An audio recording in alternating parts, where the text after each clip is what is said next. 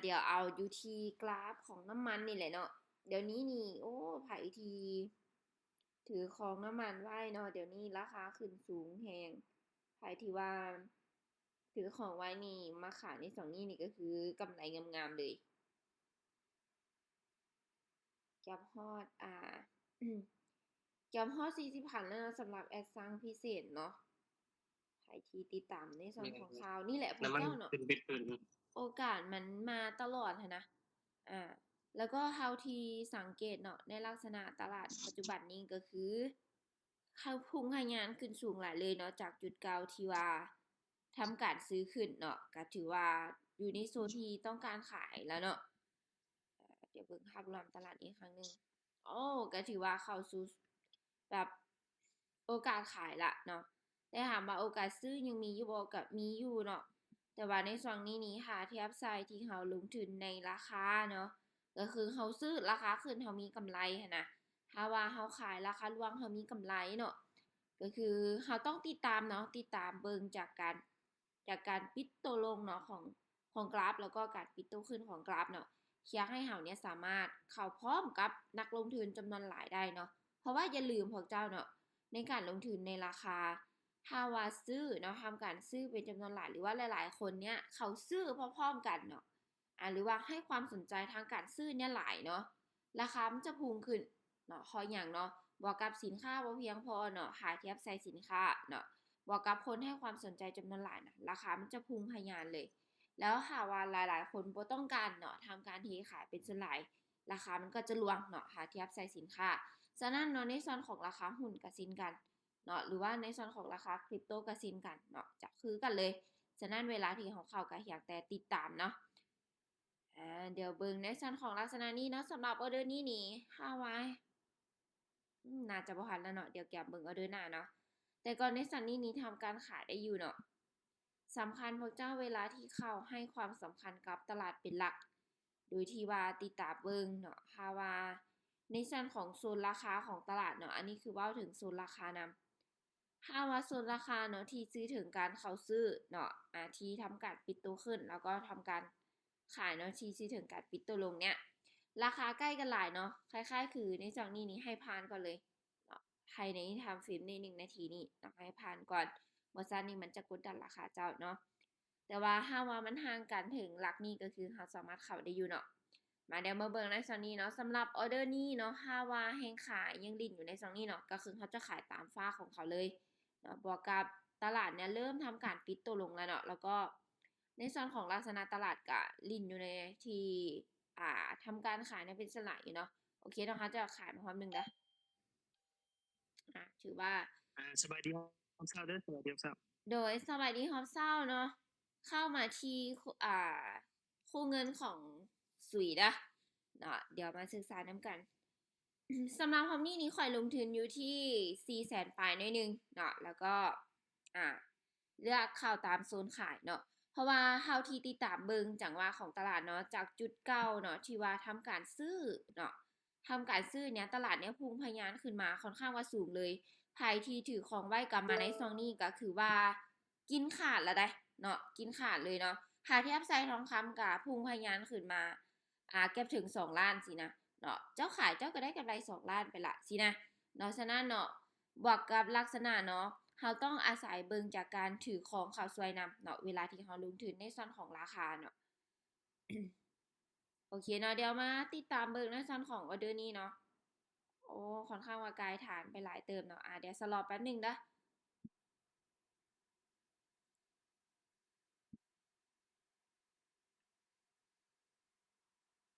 แล้วก็ไผที่ว่าบ่มักความเสี่ยงเนาะบ่มักความเสี่ยงก็คือบ่อยากจะเจอกับความเสี่ยงเนาะแนะนำให้มาเข้าเทรดสปอต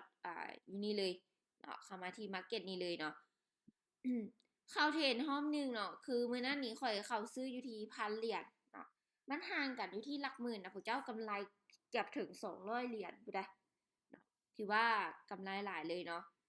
ตอนนั้นข่อยซื้ออาทิตย์แล้วนี่บ่เนาะข่อยแนะนำทีมงานให้ซื้อตามอยู่ที่62เนาะมันขึ้นมาอยู่ที่72ข่อยกำไรแบบมันห่างกันที่10,000อะนะเนาะเติบโตมาความเสี่ยงแทบบ่มีเนาะกินกำไรแบบเติบโตมา200 ดอลลาร์เนาะล้านลาเลย ในลักษณะนี้โอ้ค่อนข้างว่าพุ่งขึ้นสูงเนาะเดี๋ยวไปติดตามเบิ่งจังหวะตลาดอีกครั้งหนึ่งก่อนแต่ว่าในซันนี้เนาะหาเทียบไซด์เป็น time frame อยู่ที่30 นาทีขึ้นเนาะในซันนี้ก็คือขายได้เลยเนาะในซันนี้เป็นอย่างเนาะจึงว่าสามารถขายได้เนาะเพราะว่าในจุดโซนของตลาดเนาะในซันนี้นี่ ค่อนข้างว่าขึ้นมาสูงหลายเนาะแล้วก็บวกกับติดตามเบิ่งจากส่วนเก่าของตลาดนี่ก็เป็นจุดที่ทำการขายเนี่ยค่อนข้างหลายเลยเนาะสังเกตเบิ่งจากการปิดตัวลงของกราฟเนาะหรือว่าเบรกเอาท์ตัวลงของกราฟเนาะเดี๋ยวออเดอร์หน้าเนาะเขาจะเข้าขายตามโซนเขาเพราะว่าจากในส่วนเก่าเนาะที่ทำการซื้อก็พุ่งขึ้นมาสูงเติบเนาะลักษณะการถือครองนี้ก็เริ่มอยากเทขายกันละเนาะเขายังกำไรหลายแล้วเด้เนาะเพราะว่าขึ้นมาถึงในโซนนี้ก็จากที่ราคา 0.9539 เนาะตอนนี้ขึ้นมาอยู่ที่96เนาะก็ถือว่าแก็บทางกันถึงหลักร้อยเลยเนาะถึงจะห่างกันเพียงแต่น้อยนิดเนาะแต่ว่าในลักษณะการทำกำไรก็ยังสูงเนาะโอเคทุกคนขายความหนึ่งเด้อขายความหนึ่งเด้อทันบ่นี้โอ้บ่ทันสำเนาะมีใครขายทันบ่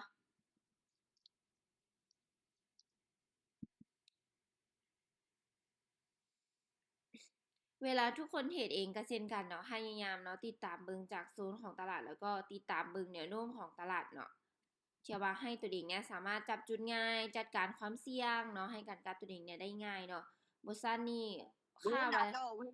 เจ้าบ่เบิ่งรูปแบบตลาดหรือว่าเจ้าบ่ติดตามในส่วนของเศรษฐกิจเนาะหรือว่ามาเบิ่งตามรูปแบบตลาดน่ะบ่ว่าหุ้นทองคำคริปโตเนาะเจ้าจะเทรดคือกันกับวัดดวงเลยแต่ถ้าว่าเจ้าเข้าใจในลักษณะ ของตลาดเนาะการเขาซื้อเขาขายเนาะเบิ่งฐานความต้องการของลูกค้าได้เนาะการทำกำไรของเจ้ามันก็จะบ่ได้มีปัญหาเลยเบิ่งว่าจะพุ่งทะยานขึ้นมาอีกบ่เน็ตก็อยากทราบพวกเจ้า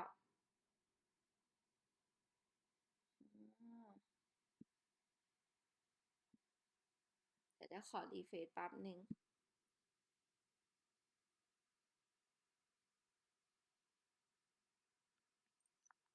สัญญาณอยากขายทุกเซินแมนเดี๋ยวแป๊บหนึ่งนะ สัญญาณมันอยากบ่แห้งโอเคเนาะเดี๋ยวแกะเบิ่งในส่วนของลักษณะหน้าเนาะถือว่ามาตามเกณฑ์เฮาเนาะในส่วนนี้ถือว่า2-3ออเดอร์เลยเนาะสำหรับการเข้าขายเนาะโอเคทุกคนเนาะเดี๋ยวมาติดตามเบิ่งในส่วนลักษณะนี้เนาะค่อยจะแนะนำให้ทางลงทุนในราคาแล้วก็ การถือครองเนาะคือในโซนนี้หาเทียบไซเนาะในการถือครองนี่ก็คือเจ้ามาขายในโซนนี้เจ้าบ่ขาดทุนกำไรเลยเนาะเจ้ากินกำไรแบบงามๆเลย แต่ถ้าว่าลงทุนในราคาเนาะในซันนี่ก็ถือว่ายังโอกาสที่ทำการขายได้อยู่เนาะเขาจะขายมาพร้อมหนึ่งเด้อสำหรับไทม์เฟรมใน1นาทีนี้สามารถขายได้ถึง 90% เลยเนาะแต่ถ้าว่าไส้เป็นอยู่ที่ไทม์เฟรมอยู่ที่30นาทีคือนี้ความเสี่ยงแทบจะบ่มีเลยเนาะเพราะว่าอย่างตลาดน่ะพอจะก้าวขึ้นมาตามฐานในโซนนี้ก็ยังสามารถที่จะลงได้อยู่เนาะในการลงทุนเนาะในไทม์เฟรมใน1นาทีนี้เนาะในลักษณะของตลาดเนี้ย อีกฝากมันคือค่าเทียบเส้นในการลงทุนเนาะภายใน1นาทีเนี่ยอีกฝากมันต้องหลายก้อนแท้ๆเนาะถ้าว่าขายก็ต้องขายหลายก้อนแท้ๆถ้าว่าซื้อก็ต้องซื้อหลายก้อนแท้ๆเนาะฉะนั้นเนาะในเวลาที่เฮาเข้าเนี่ยเฮาก็เน้นเอาเนาะตามกรอบหรือว่าให้จำกรอบแล้วเฮาก็จึงเข้าเนาะโอเคทุกคนเนาะมาถือว่ายังอยู่ในเกณฑ์ของเฮาอยู่เนาะมาในซันนี้เฮาจะเข้าแล้วก็เฮาจะหยุดกันเลยเนาะเพราะว่าในซันนี้เฮาก็กำไรมาอยู่ที่ล้านปลายแล้วเนาะ พยายามเนาะเน้นจังหวะเอาเนาะแล้วก็เน้นจับจังหวะเอาโอเคทุกคนเนาะขายมาฮอบนึงเนาะขายมาฮอบนึงในส่วนนี้เฮาบ่ได้ออกไปหลายเนาะเฮาแบ่งกำไรไปเนาะอยู่ที่300,000ปลาย400,000ปลายน้อยนึงเนาะในการลงทุนสำคัญเนาะเวลาที่เฮาลงทุนพวกเจ้าเนาะเมื่อติดตามจังหวะตลาดแล้วเนาะพยายามจัดการความเสี่ยงให้กันกับตนเองเนาะด้วยการล้อจังหวะเข้าตามฐานเนาะหรือว่าพร้อมเข้ากับผลจำนวนหลายนั่นเนาะหรือว่านักลงทุนนั่นเนาะหาเทียบไซในการเบิ่งกราฟกับเบิ่งจากการปิดโตของกราฟเนาะหรือว่าการ การปิดตัวของกราฟเนาะทั้งการปิดตัวลงแล้วก็ทั้งการปิดตัวขึ้นเนาะเที่ยให้ตัวเองเนี่ยสามารถจัดการความเสี่ยงแล้วก็สามารถเข้าเนาะให้ได้ทุกๆรอบเนาะคือเวลาที่ทุกคนเข้านะพยายามเนาะ เข้าครั้งหนึ่ง1 หาออเดอร์เนาะสูงสุดบ่ให้เกินนี้เนาะสำหรับไทม์เฟรมใน1 นาทีเพราะว่ามันจะเหมาะสมกับจังหวะตลาดที่ยังบ่ทันได้ปรับเปลี่ยนรูปแบบตลาดไปเนาะแล้วถ้าว่าเจ้าอยากเข้าต่อเนาะเจ้าก็ต้องติดตามเบิ่งจังหวะตลาดเนาะถ้าว่าในลักษณะของตลาดเนาะเริ่มใกล้โซนไซด์เวย์กันละเฮาก็ชะลอไว้ก่อนเนาะหรือว่าพักจังหวะไว้ก่อนเนาะเน้นเข้าไปทีละ4-5 ออเดอร์เนาะถ้าว่าเป็น2 ออเดอร์เนาะขอโทษเนาะเป็น2ข้างเนาะที่เจ้าเข้าเนาะมันก็จะเป็น10 ออเดอร์ที่ได้คุณภาพให้กับเจ้าเนาะถือว่าความนี้เฮาวิเลตมาอยู่ที่ 53.24 เนาะกำไรล้านปลายน้อยนึงเนาะจากการที่เน้นจับจังหวะเข้าเนาะแล้วก็เน้นเบิ่งตามฐานของตลาดเนาะหรือว่าเบิ่งตามฐานของนักลงทุนเนาะเดี๋ยวรอบนี้เนาะเดี๋ยวค่อยจะจบไว้ก่อนเนาะเดี๋ยวไว้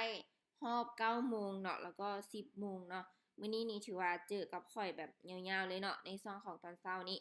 แล้วก็ในช่องสวยก็เจอกับทีมงานเนาะจะมีเจมส์จิเนาะเทรดเดอร์เจมส์จิเทรดเดอร์9เทรดเดอร์มัตเตอร์ลอยเนาะเทรดเดอร์ KT เนาะถือว่ามีแต่คนตึงๆเลยเนาะไผที่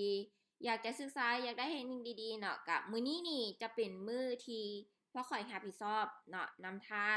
สอนบนเรียนเนาะให้กันกับทีมงานเนาะรวมทั้งวิเคราะห์ตัวจริงใครที่อยากได้เทคนิคตึงๆก็พยายามติดตามแต่ละมีตติ้งไว้เนาะแต่ละช่วงเช้าจนถึง23 โมงเลยเนาะสำหรับมื้อนี้โอเคทุกคนเนาะมื้อนี้นี่เฮาจะโจกันไว้ก่อนเนาะสำหรับรอบนี้เดี๋ยวไว้พอกันในรอบของ9 โมงแล้วก็10 โมง